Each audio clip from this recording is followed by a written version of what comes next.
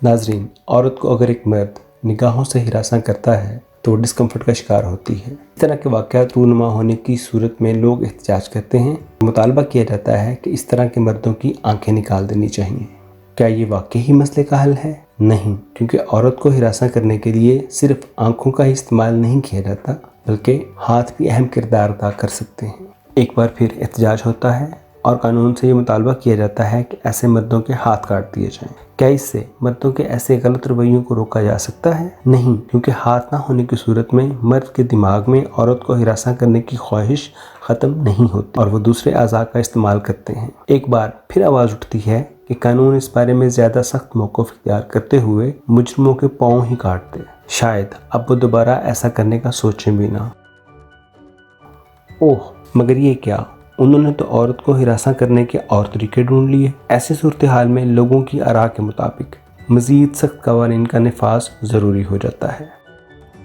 चलो इस बार फिर ऐसे मर्दों को कैस्ट्रेट कर दें। क्या ऐसे कवानीन और सज़ाएँ ख़वातीन को बाएतमाद और बाइज़्ज़त ज़िंदगी गुजारने का मौका फ़राहम कर सकते हैं?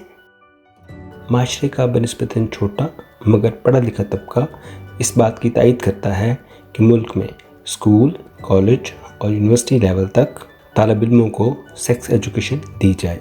वो एजुकेशन जो कि सेक्सुअलिटी, जेंडर इक्वलिटी और मैस्कुलिनिटीज़ जैसे इंपॉर्टेंट टॉपिक्स को कवर करे, जबकि दूसरी तरफ एक बहुत बड़ा तबका इस बात की नफ़ी करता है और वो सेक्स एजुकेशन को रिलीजियस और कल्चरल नॉर्म्स और वैल्यूज़ के ख़िलाफ़ करता है। लेकिन क्या सेक्स एजुकेशन वाकई हमारी नॉर्म्स और वैल्यू के ख़िलाफ़ है?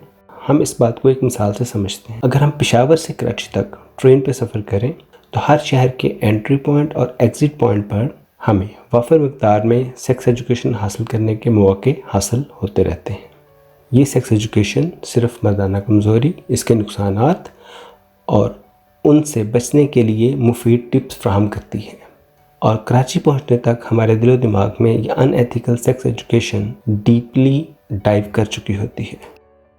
तो अगर रियल में हम सेक्स एजुकेशन को अपनी नॉर्म्स और वैल्यू के ख़िलाफ़ समझते हैं तो फिर ये मर्दानगी को जिला बख्शने वाली बेशुमार ताकत में मबनी एडवर्टीज़मेंट के ख़िलाफ़ हम एहतजाज क्यों नहीं करते? तो इस तनाज़ुर में नाज़रीन, फ़ैसला अब आपके हाथ में है।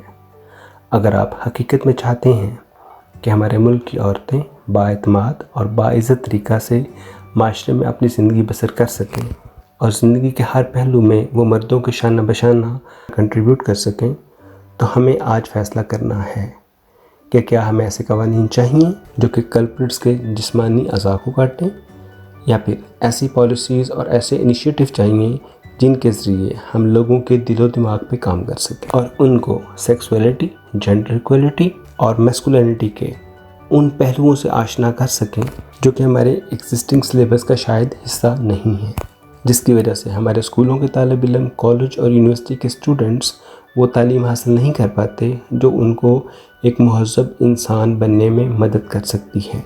आइए मिल के सोचते हैं और कोशिश करते हैं, हो सकता है कि इससे हमारे मुल्क में ख़वातीन ख़ुद को महफूज समझ सकें।